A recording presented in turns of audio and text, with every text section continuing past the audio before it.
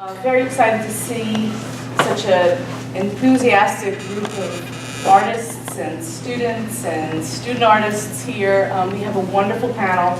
We're going to get started. Just first, I want to get a sense of who's here today. How many? We'll start with first-year students. Any freshmen here? I love it. That's great. Thinking early. You should. You must. Excellent. Sophomore students? Good. Very good. Juniors? Very good. And seniors? Excellent. Okay. We do have that competitive time slot, this break where we're grateful that students can come to this kind of event, but we know that it's often difficult, especially for students in the conservatories and the School of Art and Design. But we have some wonderful, I can't thank the panel enough already for coming back to Purchase, experiencing that reunion feeling that I'm sure many of you are feeling. But first, before we get started, before I introduce the panel, I'd like to introduce myself. I'm Wendy Morrisov, the Director of the Career Development Center. Our team is here as well. We also have the Director of Alumni Engagement, Nadej. And we are going to also, I welcome you to get up and have lunch, and if you haven't had food already, feel free to be comfortable walking over there and doing that in the middle of the session. But I'd also like to thank our co-sponsors. We have the Office of Alumni Engagement has been very generous in helping us prepare this lunch, not preparing, but contribute to the function of the lunch. The School of the Arts Management Club, PTV, who's here, Film Society, and the Economics Club. So, without further ado, I'd like to just introduce the panelists, and then they're going to share their career stories because they're the ones who are going to tell it better than anyone. And also, we're really going to start with just a couple of questions, and they'll talk a little bit about their career path and their strategies and some tips that they want to share with you. But we're going to leave a lot of time to open it up to Q&A and your own questions. So start thinking about the kinds of things as the panelists are presenting. Think about the things that you really want to know, because they're very willing to share and they're very willing to really inspire you with their expertise and what worked for them, because this is going to be food for thought as you move forward in your own career. Okay, so just to introduce our panelists, from your left to right, we have Francisco Donoso, who was a painting and drawing major, and he is a youth advocate with Parsons Scholars Program, the studio programs coordinator at Groundswell, and a member of the Art Future of NYC, and you should really look at his work online because it's amazing.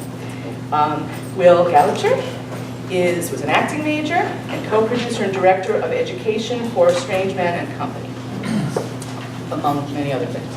Lisanne, wait, I got it wrong. Okay. Bruce Harris.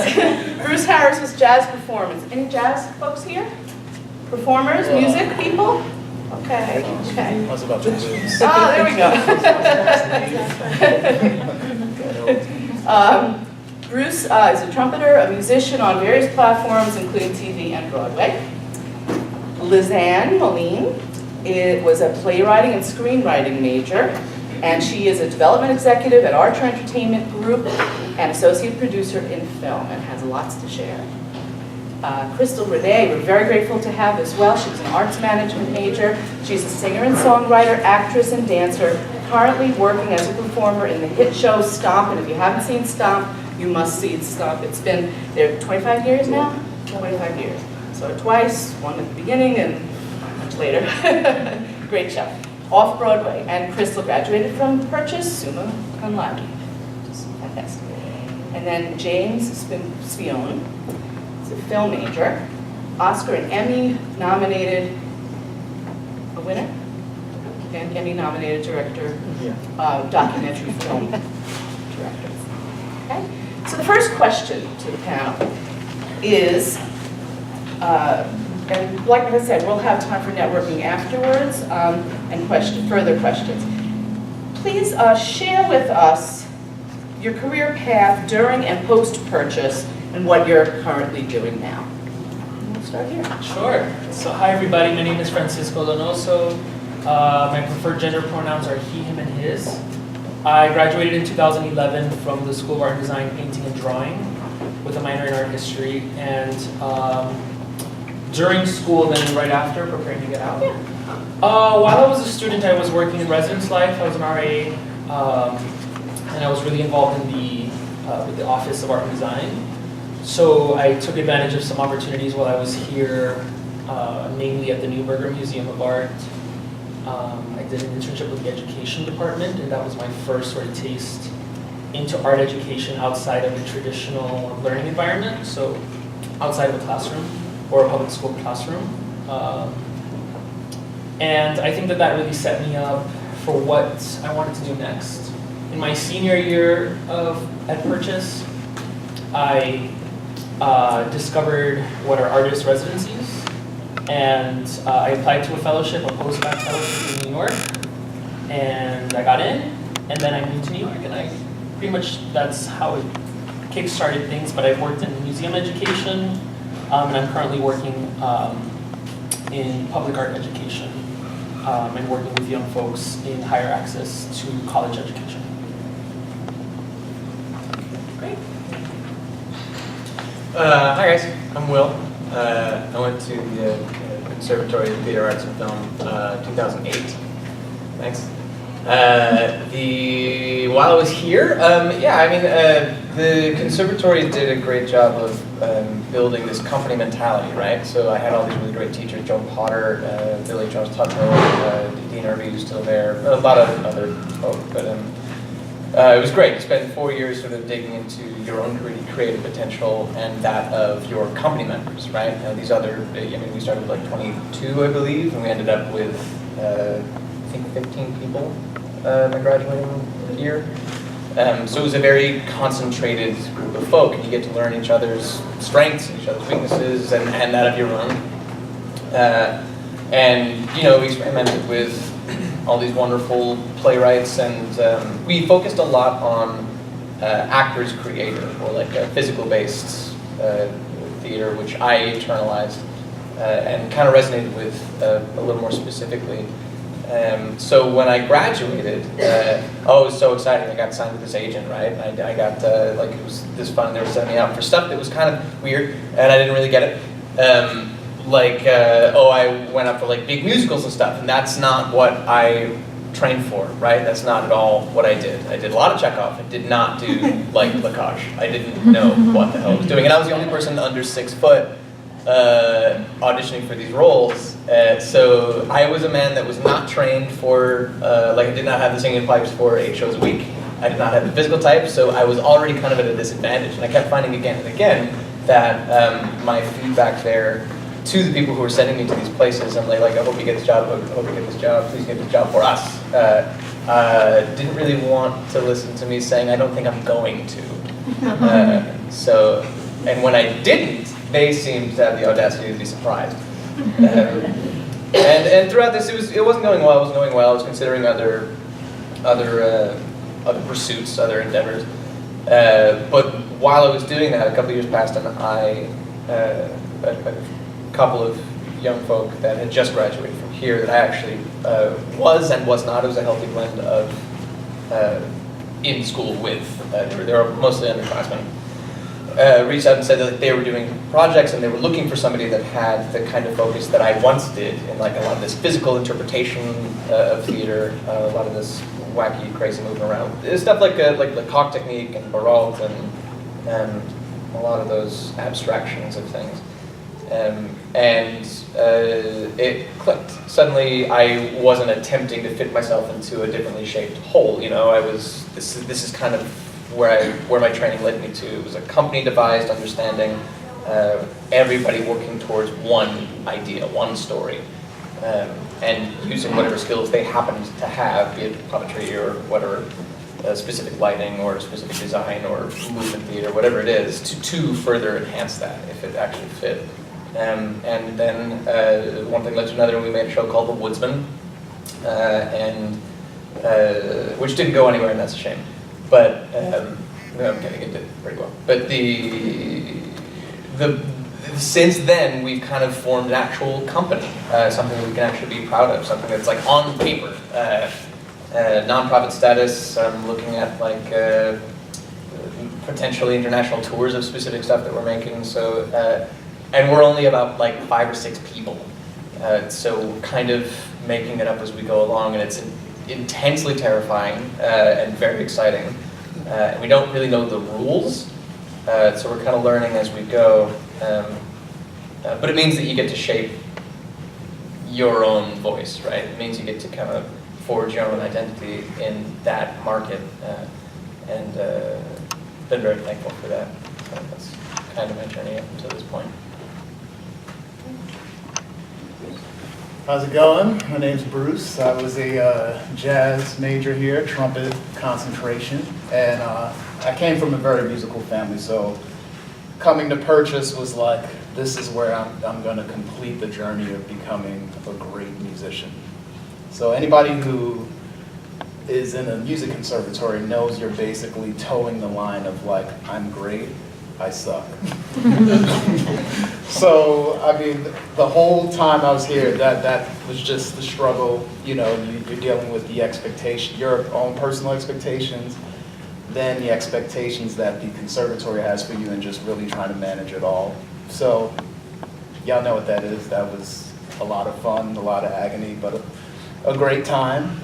So after that, I graduated, and I felt pretty good about everything that I had done up until that point. Like, I'm ready to go out to the city, not really considering that the whole time that I had never really thought about a career. I just thought about being a great musician, which are 2 different things.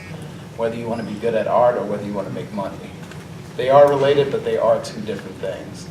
So really, like, the first 5 to 7 years is just like, okay, now I'm trying to figure out how to be a professional or how to make money in this field. So there was a lot of adjusting, a lot of like moments of like, whoa, this is daunting, really challenging. So really the first part of it for me was just making adjustments. Like once I graduated, like since I didn't come right out and set the world afire, I started teaching lessons. So that was pretty much what I did for like the first 5 to 7 years. I did some gigs. I still worked in between there, but it wasn't quite what I thought it was going to be. But over that time period, one thing I always tell people, you really just got to stick it out, and you got to like really want it no matter what. So like I just really just, you know, taught a lot of lessons, made a lot of mistakes, went through a lot of pain, but through that,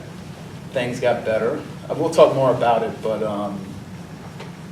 through that time, basically, work got better. I transitioned more into the performance aspect and less of the teaching. I still do some teaching now, but when we get back around to it, we can talk more about that period in between. But now I did a couple of Broadway shows, toured internationally as a sideman, as a leader.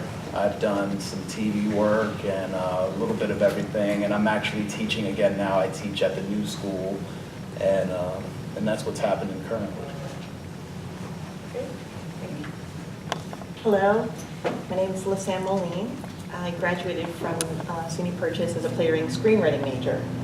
I came into the program the first day as a freshman. I'll never forget. I had Sylvan Oswald, who's now teaching in UCLA. But our very first day on campus, he scheduled and arranged for us to go to the underground. And we went down there, and it was, I just knew this was the right place for me as an artist. Shortly after, I scheduled appointments, which I traditionally did as I was going through my college career, of always meeting with your professors, talk to them one-to-one. What are your goals? What are your insecurities? What are your concerns? And so they kind of really get an idea of where you are at, and they're really there to help you. So I scheduled my meeting with Sylvan really early on, and I said to him, well, the first day of class I was happy, but I was also very sad. And he said, why? He says, why were you sad? And I said, because I was happy because I knew this was where I belonged, and I was crossing through this doorway, this threshold, but at the same time, I was sad because I felt that I was leaving people behind in the process. And he said, Lisanne, you're not leaving anybody behind. They're just going on a different path than you. And that really helped me to readjust and to embrace my artistic self. And from there, I continued growing the Playwriting Screenwriting program. So I was divided between the Conservatory of Theater Arts and the School of Film and Media Studies. So I got a chance to really embrace both of those genres of the art and meet very, very interesting people along the way. Some people that were very important to me was Eric Mandelbaum. He was my screenwriting mentor. And after Screenwriting 1, I had a meeting with him that I wanted to take Screenwriting 2 with him. I wanted to take a third class with documentary filmmaking. And he said to me, he says, this is an interesting position you put me in because I've never had somebody want to take all of their curriculum with one professor. He said, I don't know how I feel. He says, what if I'm in a bad mood? And you don't, and then you have to have it for the next class. And I said, well, that's a good point. I said, however, I like the direction my work is going in. And as if you're a sculptor and you're molding this clay, I said, if I bring another professor and they're going to mold it differently, and I really, there's more I want to explore in the direction it's going in. So he agreed, and I continued on, and it was the best decision I ever made. One of his parting words of advice as a senior to us was, it takes a really strong person to say no and walk away from a career decision that you might think is great. He used an example of a colleague that he knew works for HBO, hates what he's doing, loves the lifestyle. So he continues to do it. So I remembered that. And so as I was making career choices, sometimes you feel like, oh, am I ever going to get a shot again? Is this ever going to come my way again? But you have to know yourself. You have to know that, is this right for me as an artist? And if it isn't, you got to be strong enough and have faith and say, you know what, I can't, this isn't right for me, and wait it out. So today, which, I kind of waited a little bit for Wendy, this week I had 3 movies go to contract. 2 of them were purchased. It's part of us. People that I met through my years here, through screenwriting, through the cinema studies, theater, and I was making career decisions on where do I go from here? What do I do? And I said no to a feature film in Europe because I knew it wasn't right for me. And I thought, man, what am I going to do? What do I say to you guys? Is that the right choice or not? So I emailed London and I said, this just isn't the right project for me. And within an hour, they emailed me back and they said, we're working with you. We have a film contract. You have writers, I have a purchase writer. And more doors open to me than I could have ever imagined. And it all came from here. So take advantage of that. Take advantage of Wendy, who has helped me to set up social media, and she's great at telling you what's the right social media to really promote yourself. LinkedIn was important for me, and she brought in a coach. The professors mentoring you. I relocated from upstate, because I used to live up in Carmel, moved to Larchmont to be closer, because one of the professors said, one of my concerns, I was isolated. He said, you need to go where your people are. So I made that move. I came closer to be able to be closer to those artists and get that fuel. And so we're all here today as examples that dreams do come true. You work hard, you connect with the right people who are not only talented, but are disciplined. I mean, you have to really be a slow burn. It's a lot, it's a long toll. But if you can pick up the phone and you talk to your fellow alumni and say, hey, how's it going? You got any script you want to, I've got something I'm playing with, can you listen to it? I mean, it goes so much. and you're not isolated. Just because you're not in school anymore, you don't have to be isolated. Stay connected, and stay connected to your faculty, because they are here for you. They don't leave. And that's why we're here. I am Krystal Renee, and I graduated from Purchase as an arts management major. Before that, I went to LaGuardia High School as an acting major, and while I was there, I still wanted to sing, and I kind of discovered dance a little bit more. And so while I was there, I actually sort of persuaded, I'd like to say, my way into a voice class here, a recording studio class there. And after I graduated, I went to Cal Arts actually for my first year. And I ended up transferring from there to Purchase as an arts management major, because I thought it's pretty important to learn the business side of the arts and of what you want to do, so that once you graduate, you know, you have some sort of stability or understanding of how the world works. So I came into Purchase, and as I was here, I sort of paralleled what I did in high school. So even though I was an arts management major, I made sure to keep my grades up and stuff like that, so that I could also take an acting class here or a movement class there, as long as it fit nicely into my schedule. So I too had Charles as well. And while I was here, I was interning at a recording studio in the city, so I didn't stop that. And then I interned here as well, and I did recording here. And so while I was here, my major focus was to make sure I learned a little more about the business side of everything while keeping up with actually doing the art. And I graduated in 2012, and when I did, I remember talking to a professor of mine who I also was in close contact with. And I mean, she was a really, really tough professor, but I really liked her class because I felt like I learned a lot from her. So that's something that I would definitely encourage if you have a professor and you're like, oh my goodness, this person is crazy, you know, with the amount of work they give. But you're like, you know what though, I feel like I enjoy this class. It's worth it. It's worth staying in that class and getting the information, because you'll always be able to carry that with you. And also if you have a connection with that person, it's good to hold on to that and establish that. And so with this particular professor, I remember it was like a week before I was graduating, and I freaked out, and I sat in her office. I was like, can I meet with you? And I was like, I don't know what I'm doing with my life. I'm about to graduate. Where am I going to go? What happens after here? I have no syllabus to follow, you know? And she was like, calm down, take a breath, and try. Instead of being so nervous about it, try to transform that energy into excitement. And that's something, it's a small bit of advice, but I still hold that with me today, because it comes from that same place. But I think it's very important to try to be excited about the things that you're nervous about, because it means that you're looking forward to growing to a new level, you know, and coming to a new place.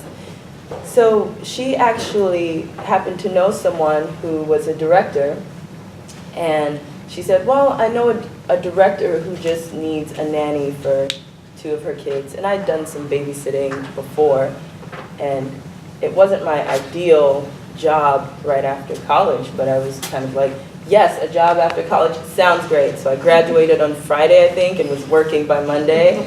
And what I always did after graduation was I tried to put myself in a position where I could still learn something about what I wanted to do while I was working.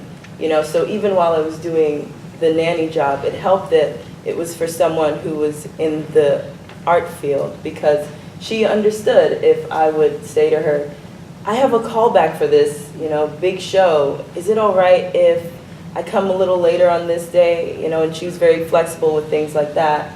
Or she would ask me every week, she'd say, what have you done this week for yourself, for your artistry?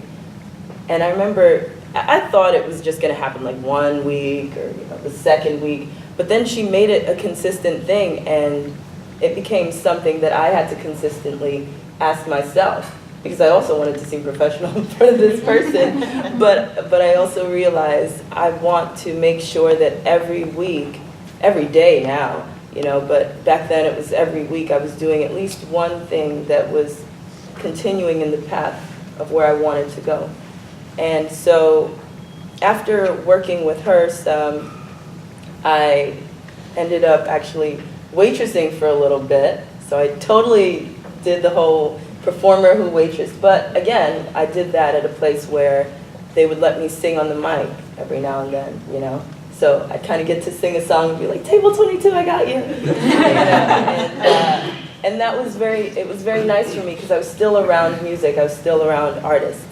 And I was interested in working in Stomp because for me that was a show that was very different from a lot of shows, a lot of Broadway shows. It's a little more aggressive, it's a little more edgy, and I love rock music. It's just different, you know? And so I remember talking to one of my friends about it, and I thought, well, why don't I just find out when auditions are and try to audition? And so I did, and I actually had a babysitting job that day, and I got a call back, and I was like, okay, it's getting kind of close to time for my job. But once I got another call back, you know, I was able to, again, you know, communicate with my boss. And she said, oh my goodness, that's great. You know, I know this is what you're doing. So go ahead, I'll, you know, find someone else to help me out today because I've got backup. So that was a very, very fortunate thing with me. And now I've been with the show for about 2.5 years. I'm leaving in the morning, actually, to go back on the road to tour with them for about 6 or 7 months. And yeah, that's my story. Hello, I'm Jim Spione. I was saying earlier, I think I might be the elder statesman here, unfortunately. I went to SUNY Purchase back in the late 1940s. Feels like it sometimes. Actually, it was the 80s, which was a great time to be here. But it was very different. The building you're sitting in wasn't here, for instance. That library edition wasn't there. The plantings in the mall weren't here. That huge conglomeration of buildings on the hill wasn't there. A lot was different. It was a fairly austere architectural place, but it had a certain integrity to it, actually. Yeah, everything was the same brown brick, but what was kind of interesting and different than now is that you had these sight lines. You could stand at one end of the mall and see all the way down to the other end with nothing obstructing it. And I don't know, there was something about that I think was kind of appropriate, having that long sight lines, seeing, you know, into the far distance, looking ahead towards your future, I guess. So when I first came here, I actually was a still photographer and fine artist. I was in the digital arts program. But I had had an interest in filmmaking for a while, even though I was a fine arts major in high school. And so that was kind of percolating. And after I was here for a couple of years, I had been auditing some film history courses actually here.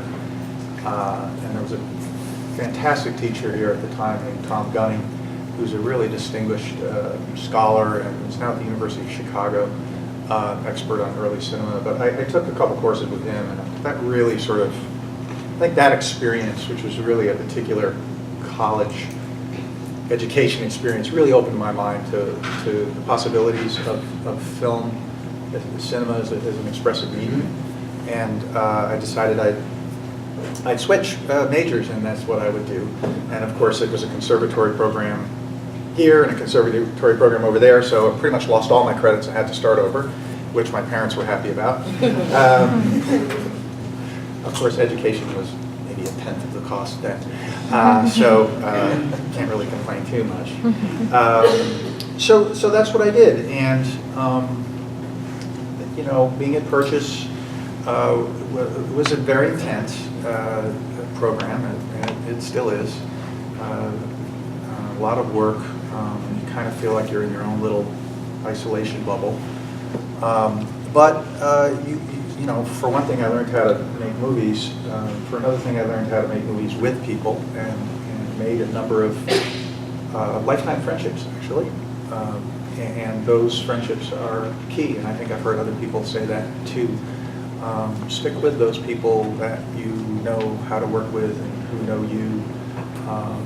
A lot of times, we call it the purchase mafia sometimes. They don't really have guns or anything, but purchase people stick together, and there's a lot of us out there now. And so I've worked with a lot of people in the industry since then, who I either knew here or who went to purchase, and it's just that kind of familiarity. So when I got out, you know, with film, at the time, I don't think there was a lot of emphasis on the business side. I mean, I think there's a lot more opportunity for learning about that here now. It was kind of like, you're going to become an artist, go make the best film you can, you're a genius, and then you got out and you're like, what do I do now? And so people tended to take, I think, sort of two paths. One would be kind of working your way up in the industry, just getting whatever job you can, first a production assistant or whatever, and then work your way up from there. And other people, myself included, sort of thought more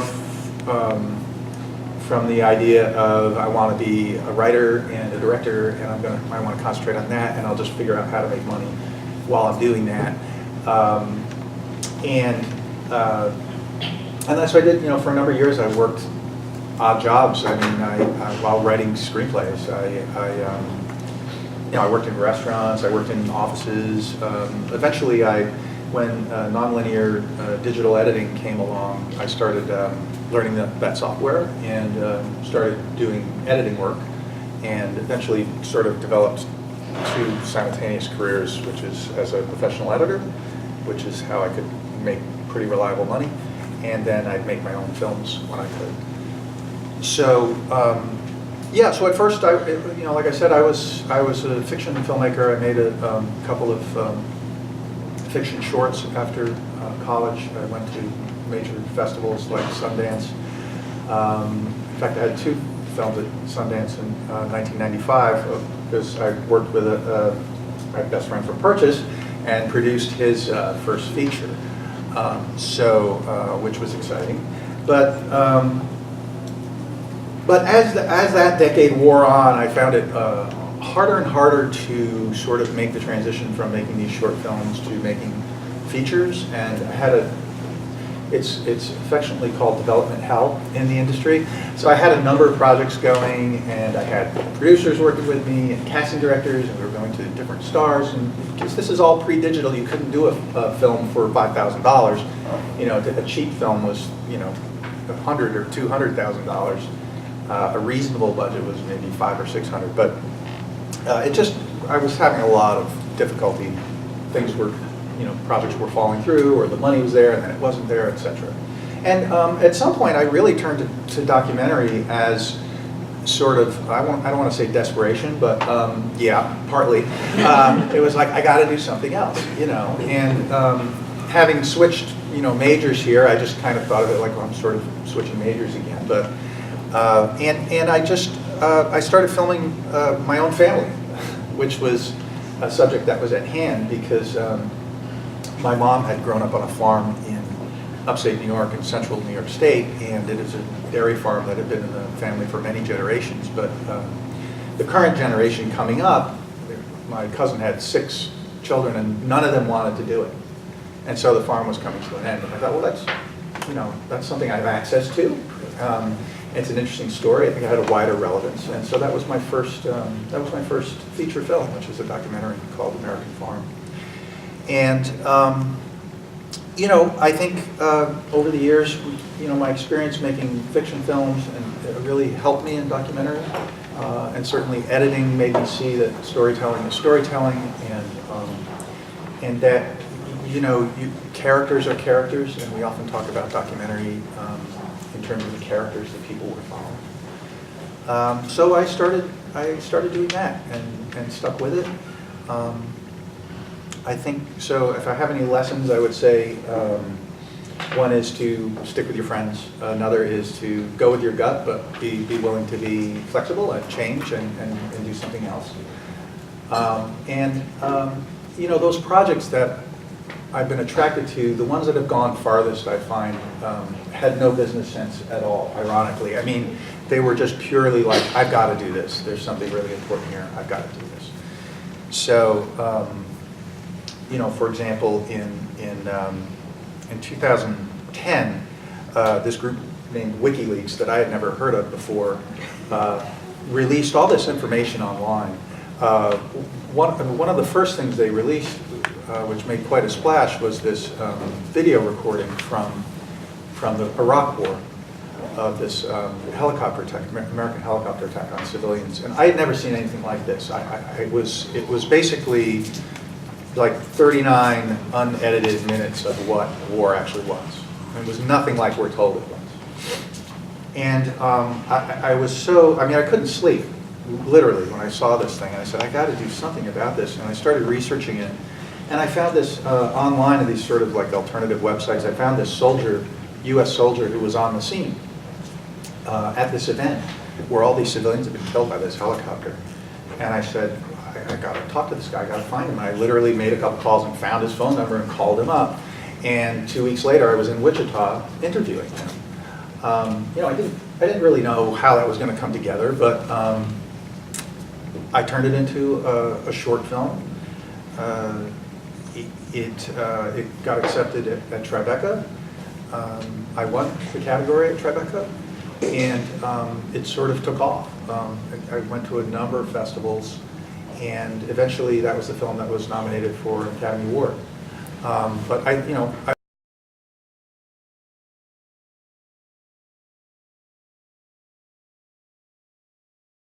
it was crazy, because here I was, you know, at this event, and like all the other short films even were all produced by HBO and Showtime, and all had like all this money and glitz behind them. And I literally like made this film in my basement on my laptop. Which is another thing to keep in mind too. It's like, it's amazing what you can accomplish today. You know, with these digital tools, everything's become much more accessible. You know, when I was here, we used to talk about how film was weird because it was this art that you couldn't practice. You couldn't practice it because it was too expensive. I mean, you know, you had to buy film and developing and everything else, and it was thousands and thousands of dollars to do even something short. But now, you know, you guys, if you're interested in film, you're way ahead of that, because you can practice, and that can get you farther than you think. So, you know, since then I've directed a number of other documentaries. I've worked with a group in rural Virginia, doing a series of documentaries on the life and lifestyle and history of this particular region.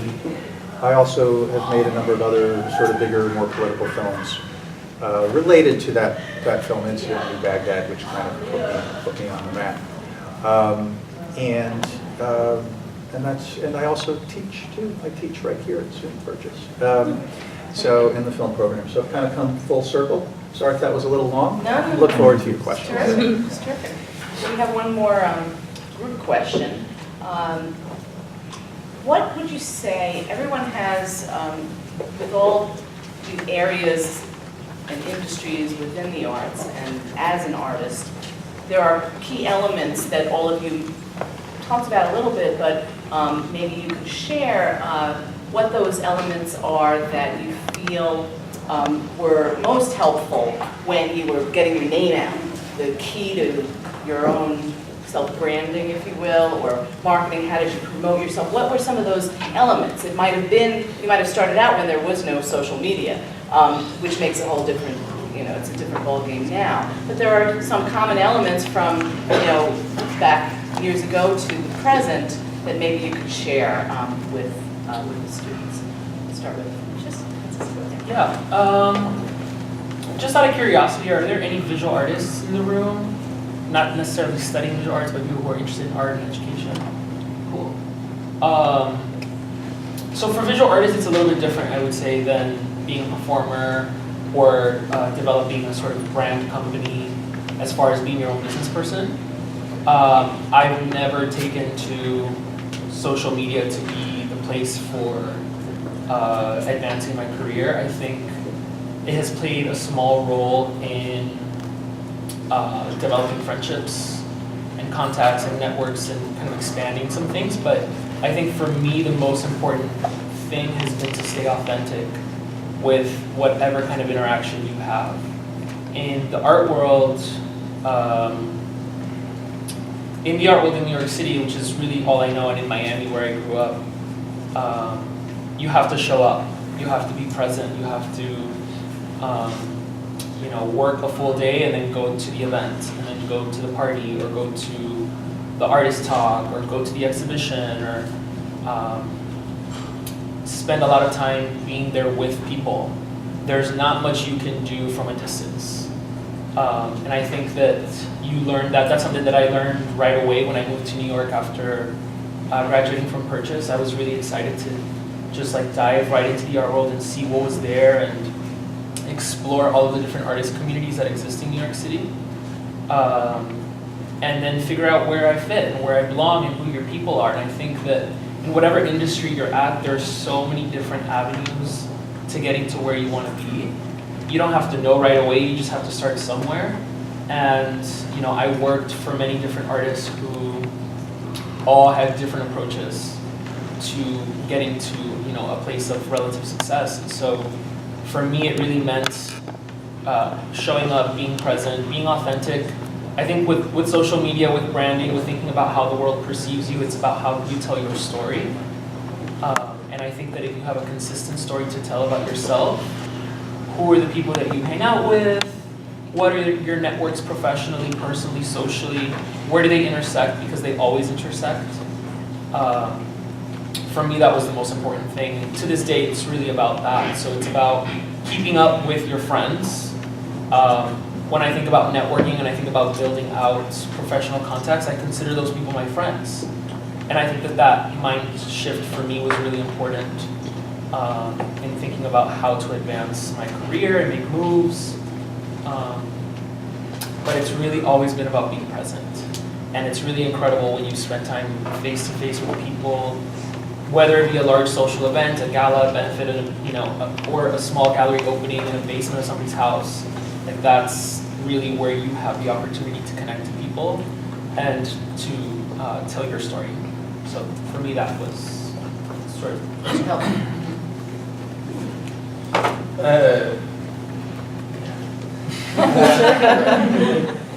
I have so many thoughts. Because I approach it from a couple of different angles, right? Because I am part of this team that is attempting to kind of advance its whole self forward, and at the same time I am an individual artist, and I do want to see my own career move forward at a commensurate rate, right?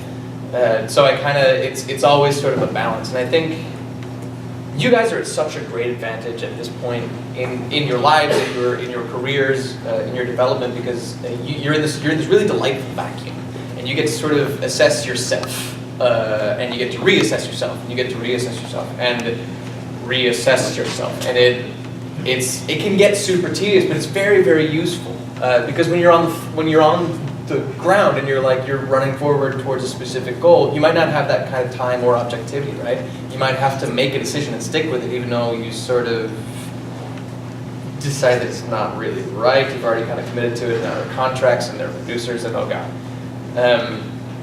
I think. The specific answer to the question for me, whether for myself as an individual artist or working on a team with other people, is kind of knowing yourself, which is why you're at such a great advantage, because you're still kind of figuring that out, right? You're still kind of figuring out what you suck at and what you can learn to be better at if you suck at it, or what your strengths actually are. Whether you're on a team or just by yourself, if you suck at money, you find somebody that doesn't suck at money, right? That's whatever. It's an accountant. It's a partner. It's your mom. Don't use your mom. But you find people. You build your team, and you set a specific goal. And that's as true in branding as it is in just how you get something done. I think knowing yourself and knowing what you can do, what you can learn to do, and what maybe you need help on, and owning that is really, really strong. Surrounding yourself with a team of people that have the same goal in you as much as whatever, telling a story or building a company, or that's something I've found. Yeah, I'd like to kind of combine two things that both of our previous panelists talked about. Talked about constant networking and finding your people. And a lot of the panelists here talked about, like, staying connected with your purchase friends, finding your people. There are some instances where sometimes your purchase friends are actually going in different directions that you're going in. And I think it's really important to realize that you might have to get out of that comfort zone. And you might have to meet new people who are in a completely different world. Because I think that's something that we confront too. Like he said here, like, you're in a very comfortable vacuum here, and you kind of want that to continue. But like sometimes it just stops cold. And for me, I had many people here who were my peoples, and we were doing this together. We were practicing, we had all these dreams, we were gonna play here, but a lot of those people fall. A lot of people don't make it. And it's really important for you through that to stay the course and find new people. And in that, you're gonna have to confront a lot of competition. And competition is fun, it's also very harsh, but it's something that you have to fully embrace. Because part of competition is like, you might feel it as something that's like this, but like what it is, it's people pushing you.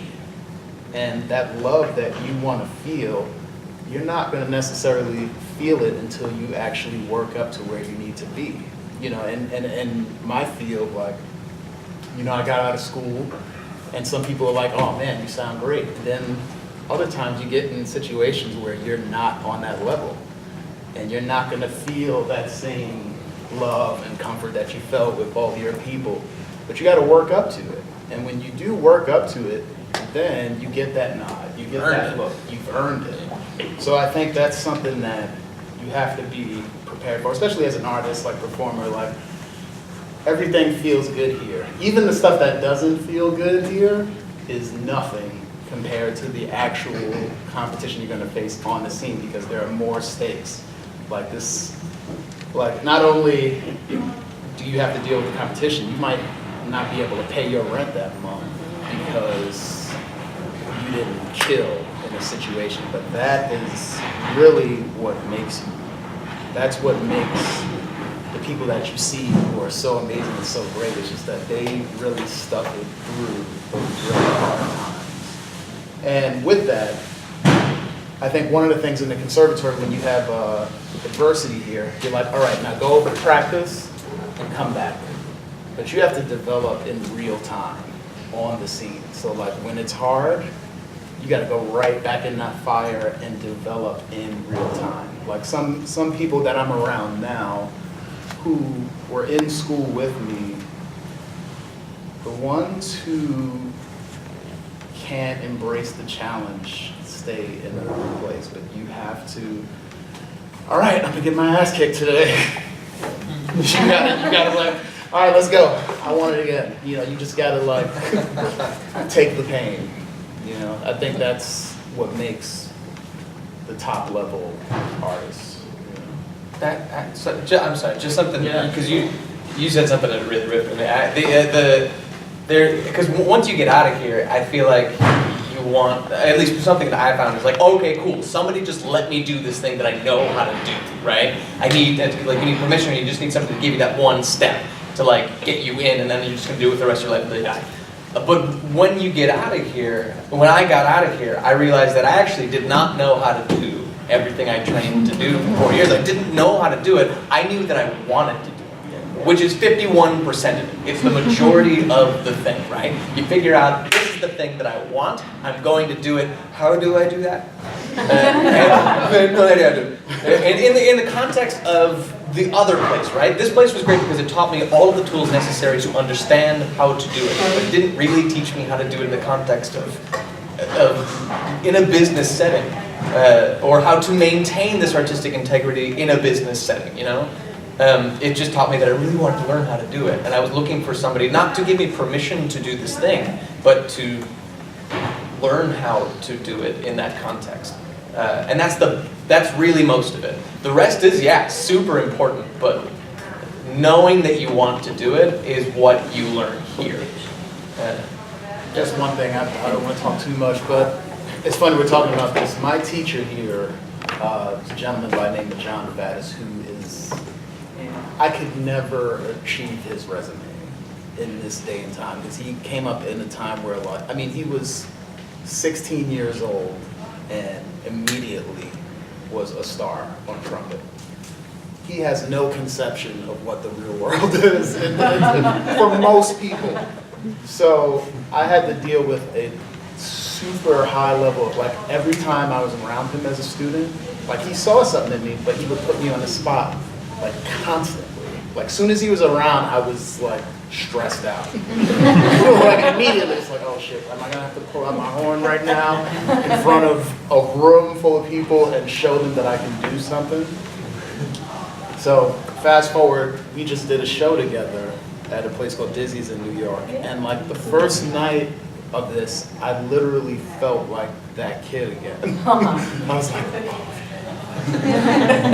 I'm like telling yourself, Bruce, you're not in college anymore. It's cool. You've been out here, you've done some things, but, like, I had this switch in my brain, like, no, I'm going at you right now. You know what I mean? But that's the kind of mentality you have to have out there in the scene. You know, you have to attack it and embrace. I mean, and he's still unbelievable. I mean, he was kicking my ass there, but I mean, all right, let's go. You know, so I think that's important. Well, to springboard off of what you said, it's true. You do have those moments that you think you're, like, back here at Purchase just at the beginning, and sometimes you'll second guess yourself. But it's that moment that you're really testing your mettle, that you really, really grow. And when I came on with Archer Entertainment, it was a path of many internships that started with Purchase. Purchase Job Score was very instrumental. The career development, helping you to coach you for resumes. I didn't pay her to say this. She's just a really good advocate. It's really true. I always looked for, okay, what am I going to do for this next semester? I got to start working on this. Don't wait till the last minute, because these internships, it takes time, and you don't know what's going to hit. And plus, sometimes you don't really know what your schedule is going to be like, or what you want to put on yourself. But I really pushed as much as I could. There was times I had 3 internships going at the same time, and it was crazy. But I knew I had to immerse myself and get the exposure. Definitely the access to career development, because with the resume, it's really important, not just while you're in school, but afterwards, to keep your resume current.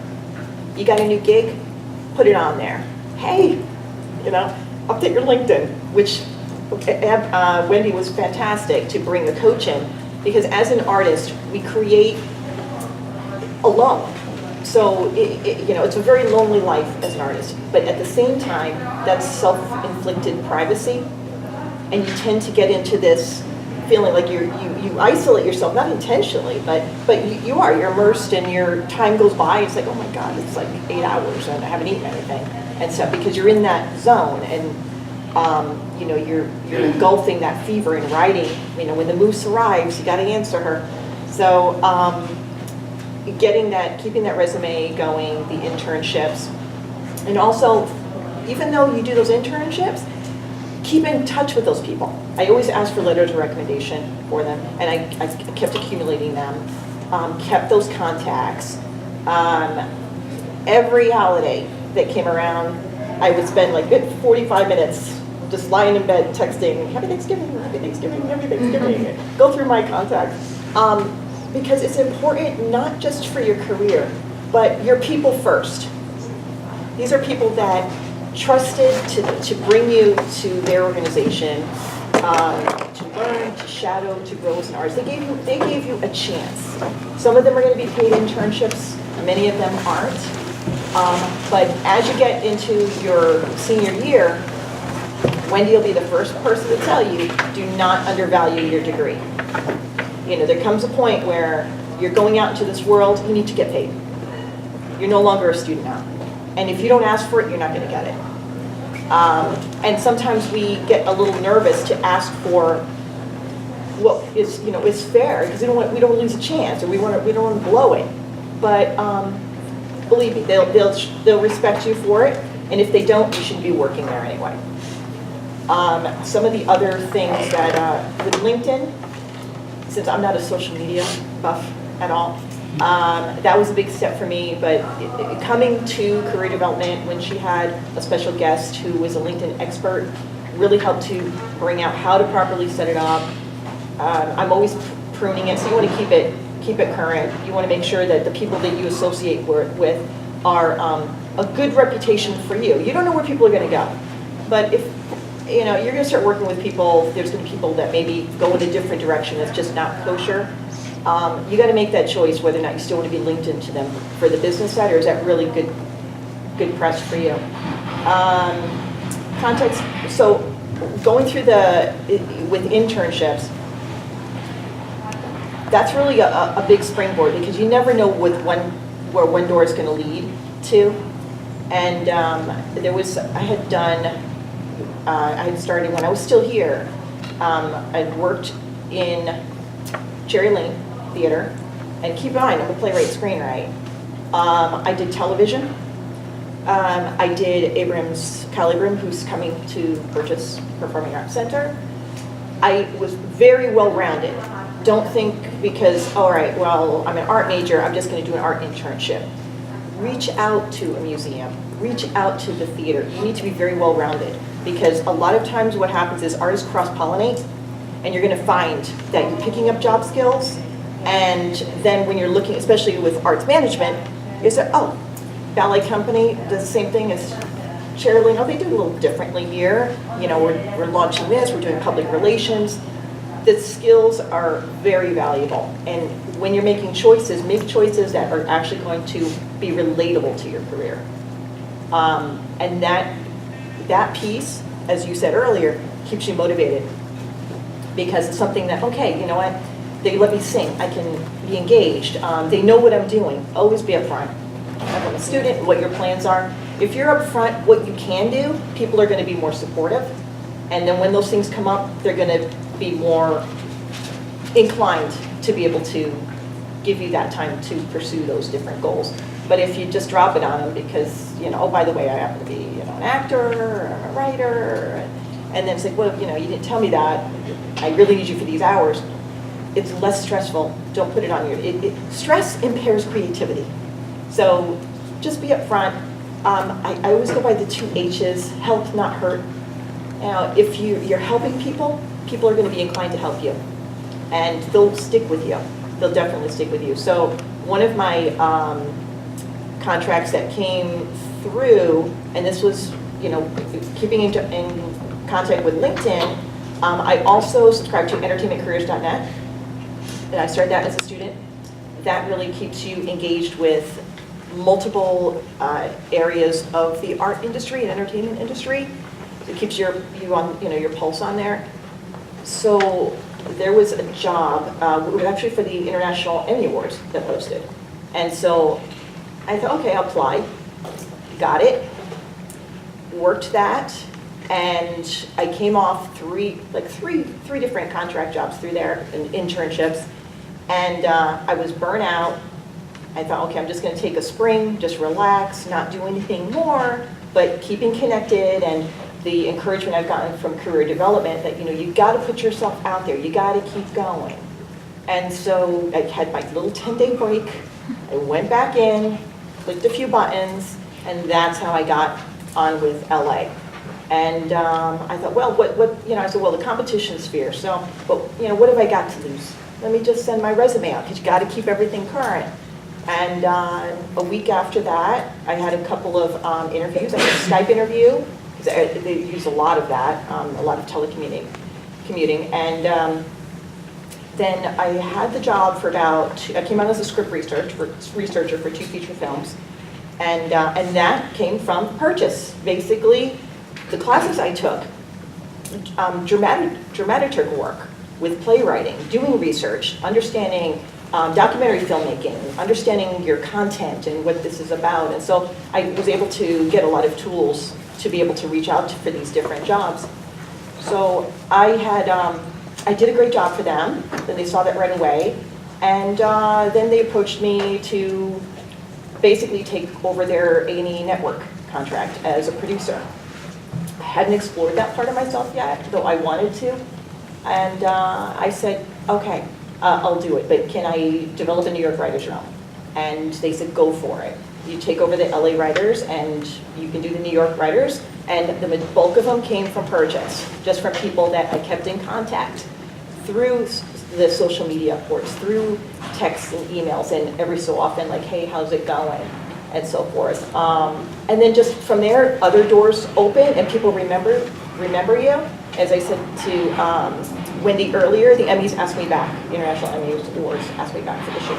So it really does pay, but if you're not just a good artist, but you're a good person, and you give to people and help them collaboratively to push them up, you'd be surprised how many hands there are to bring you up the ladder. It's a wonderful business, and just connect with the right people and you'll be fine. Yeah, I think everyone here has said some really amazing things, so I'm kind of going to piggyback on some of that. Even with what she was just saying about doing a good job, for the people that you're working with. I think work for me is sort of one of the biggest components really to it, is you have to, if you really love what you're doing, you want to make money doing that as well.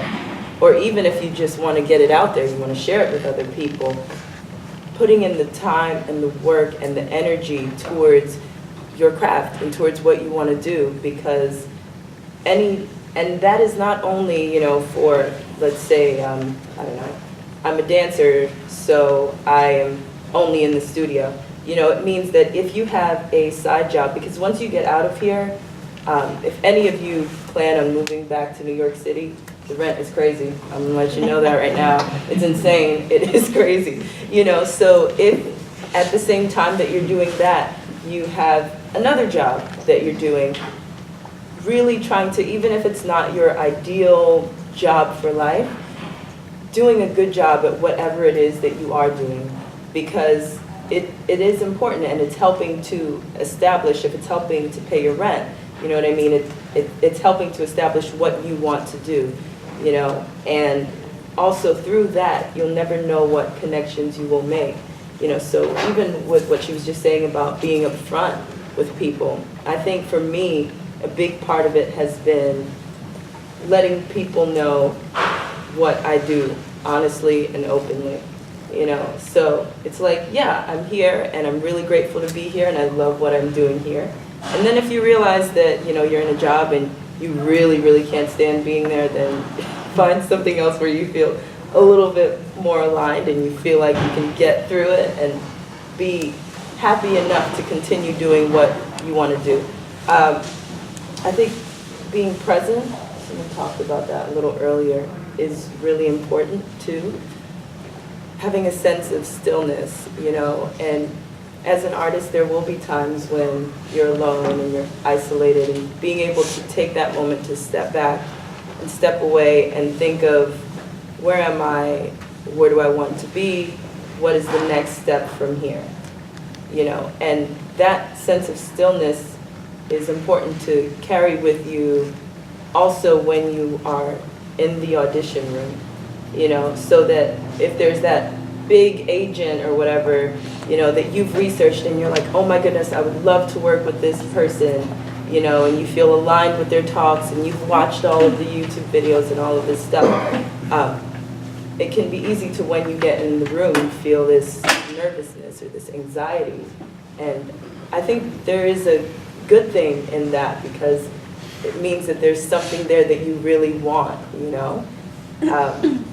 But even when you feel that, and they ask you, okay, so, let's see your piece. It's okay. I think we're all human, so there are going to be moments, he talked a little bit about insecurity, where you're going to be like, oh my goodness, I haven't done this piece in 4 years. Oh my goodness, why didn't I, or whatever it is, and those thoughts will pass through your head and they will pass through your mind, and that's okay because we're all human. But what's important is to take that breath and know that by the time you exhale, all of that energy is being released. And from there on, you're like, I am in this moment, and in this moment, I'm gonna crush it. And you just have to believe that. You have to feel that. One of my friends, I remember, told me, you have to be your biggest fan. And it was such a simple thing to say, but it's very true. So when I think about competition, in a weird way, I don't see it as, I don't know, I don't see it like, let's say we're going for the same part. I don't look at it as like, I have to be better than her and like try to tear this person down or fight with this person. To me, it's not about you, it's not about me, it's not even only about this director, it's about finding where we fit in the puzzle. So they have this puzzle board sort of idea of what they want or what they need for the show to progress, and knowing, what piece is going to fit in there. So if I don't, get a gig because, I don't know, I need to be a little bit shorter, let's say, and she is, that's fine, and that's normal. However, if I go into that gig and I feel like I have everything checked off, but I'm not really as short as they need, and they ask me, oh, how tall are you? I might be like, how tall do you need me to dance? You know what I mean? So it's really like being willing to be flexible and to adapt and saying like, I'm here and in this moment, I'm gonna do it. And you have to try to really feel that and believe that for the moment, because also, in terms of being a people person and networking with people, I have no idea. This may be someone, at the end of the day, we may both not get the role, but I may realize, hey, I want to start up my own company, sort of, like he did. I may want to start up a company with this person, but if I've already burned that bridge and created this unnecessary distance, then now I can't do that.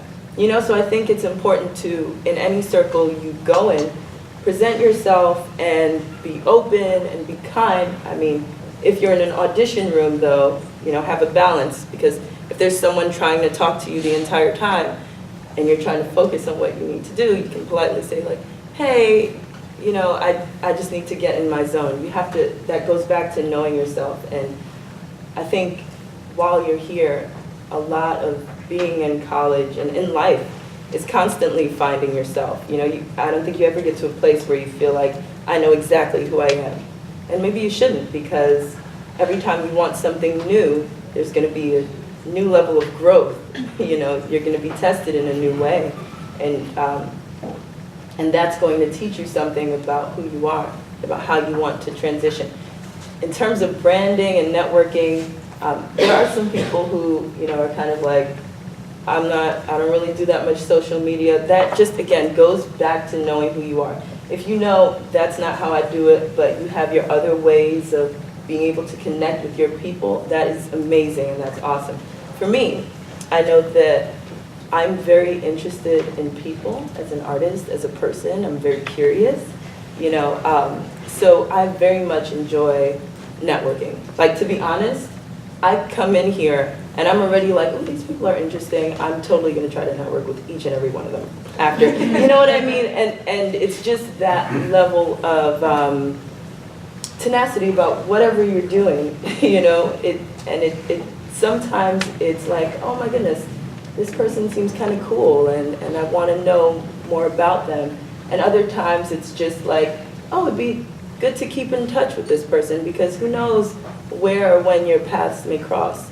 And even though the earth is huge, the world is in a way really small, and people always know each other and always talk to each other, which is why, again, it's important. Even if you're working with them and they treat you terribly, try to just not even try to, maintain your level of professionalism, because then again, it's not about them.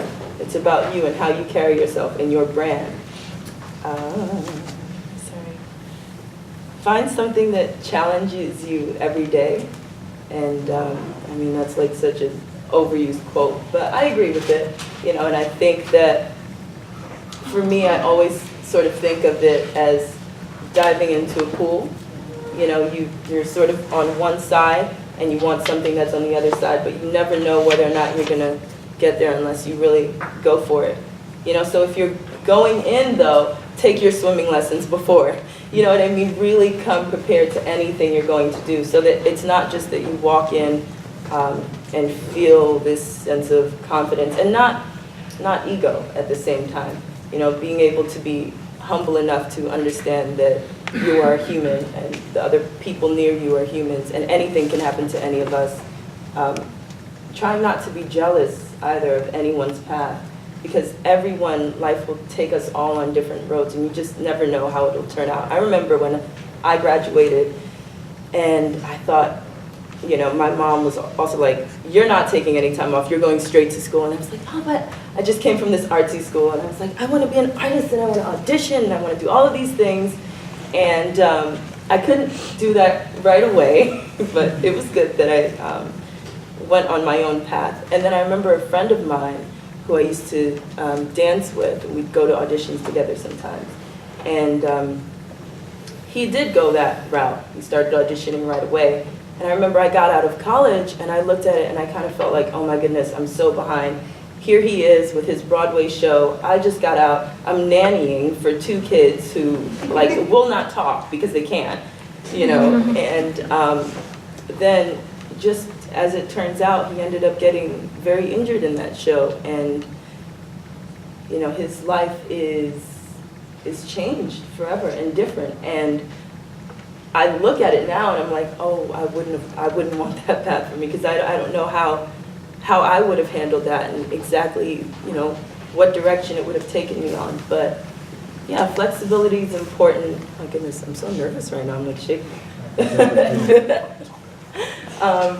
But yeah, honesty with yourself, with other people, and again, when you have the chance, when you're to do something that you really want to do, just making sure that you came prepared, that you visit different circles as well, so that it's great to have a team of people that you feel confident and comfortable around, but it's also nice to get out of that comfort zone, because in a small group, if you become the best in that, it's fantastic, and people will be like, oh my goodness, you're so great.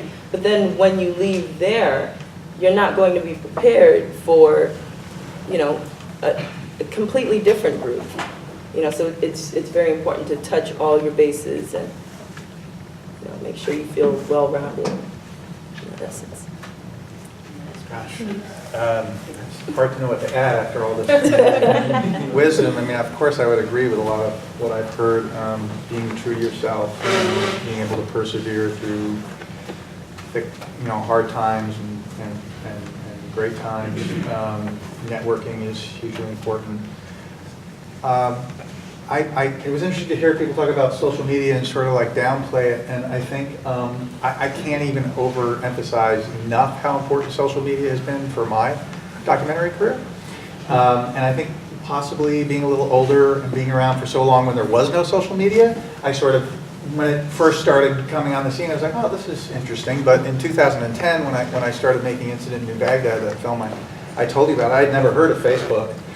Someone told me about it, and I was like, oh, I should. And they said, you should really be on there. So I checked it out. And so as I was making that film, I had just joined Facebook, and it was kind of a time, it was sort of still new a little bit, and a lot of people were joining. So it felt like I caught this sort of wave, and a lot of people followed my process as I was making that film. And that was the first time, for me, having made lots of films before that, it was like, wow, this is really cool. The whole making of the film becomes like part of the event of the film itself. You're incorporating your potential audience or people who might go see your product as you're making it, which was totally new for me. Yeah, I mean, and your brand is you, obviously on social media, and so I just stuck to myself, and I was handling very controversial sort of material, and I just put it out there, what I was doing. And the other thing that